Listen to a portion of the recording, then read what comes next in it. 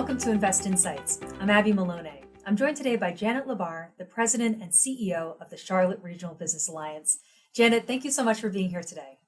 Happy to do it. Thanks, Abby. Well, let's dive in. In a world where information can be overwhelming and sometimes misleading, what are some creative strategies that cities and regions can use to shape their narratives and project a positive image? Great question, Abby. And I'll borrow from something that we've done here in the Charlotte region, which is use testimonials. We have enlisted the assistance and the support and the leadership from several of Charlotte's business community executives to help tell the story about what it's like to live, work, and play here in the region. And there's really no better way than to look to, those folks who are doing it and can speak from their own heart and their own heads about why doing business here is so terrific, and that has really been successful in our campaign, because as we are looking to attract companies and directly target those decision makers and those executives, that has been really wonderful for us to have a peer-to-peer campaign that will drive more of that interest and that awareness in our market, again, coming from the horse's mouth, if you will.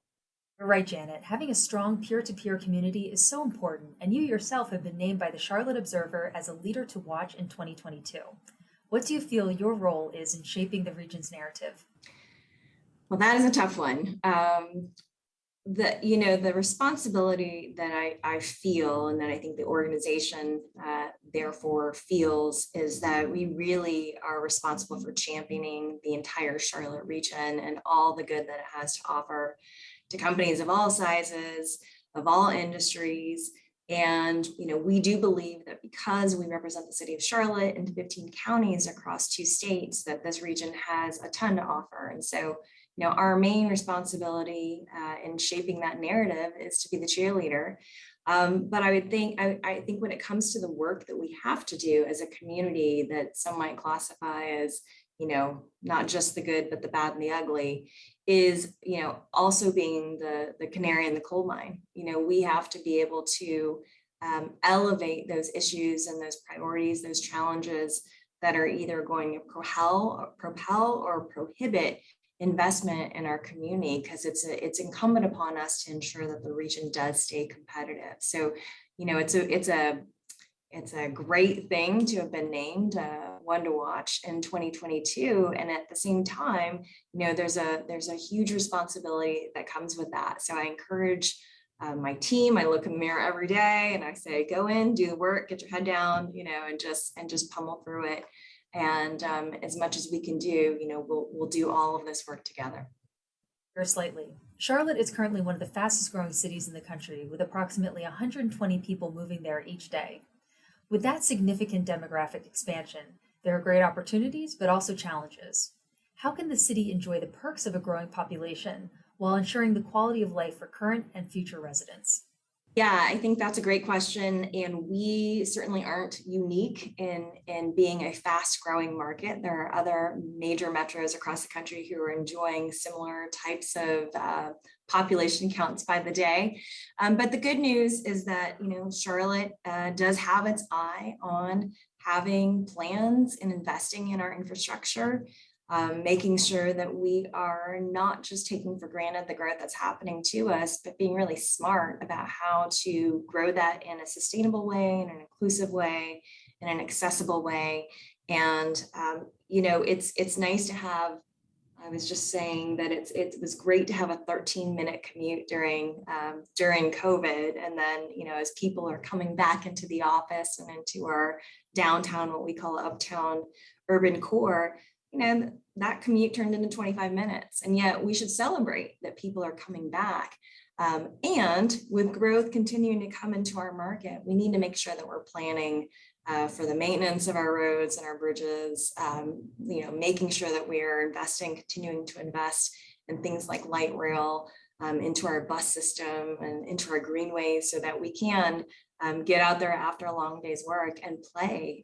But we've got to make those investments into our infrastructure, and that's going to be really important to the future of our community.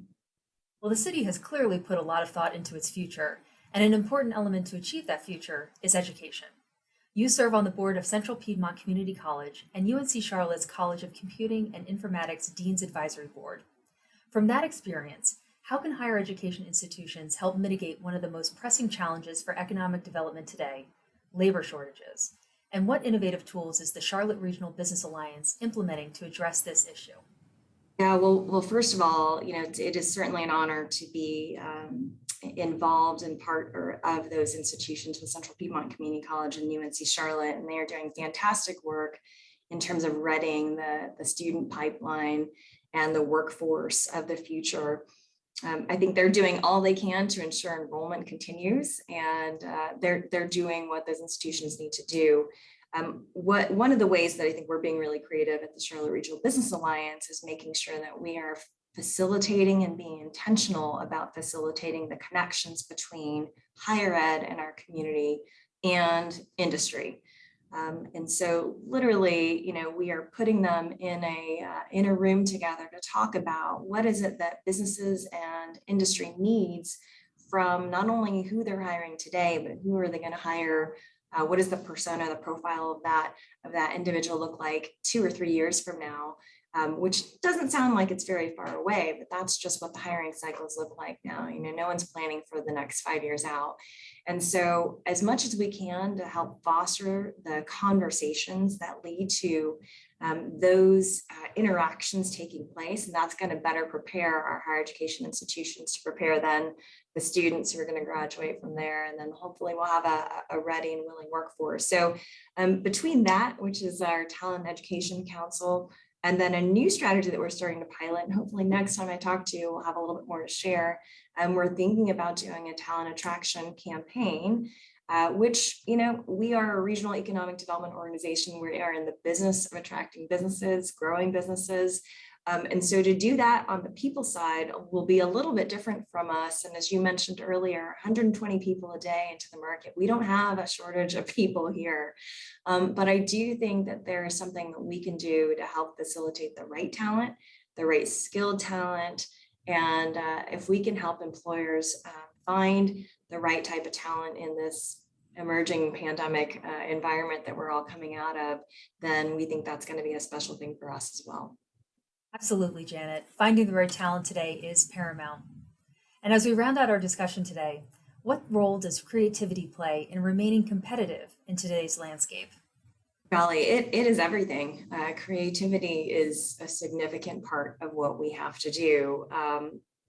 Most regions have to make sure that they're demonstrating an appetite to color outside those lines and show companies and show talent, both existing companies, existing talent, but also prospective businesses and prospective talent, that this community will embrace. Creatives will embrace all walks of life, and being a community that can show. We do regional public-private partnerships really well. We color, the best outside the lines, and we're not afraid to unbutton our buttoned-up shirts every now and then as a corporate town. Like, all those things are going to play really well in the ability to compete, for that talent and for that investment from companies. So it's everything. Thank you, Janet. It was wonderful to speak with you today. Absolutely, Abby. Thanks for having me.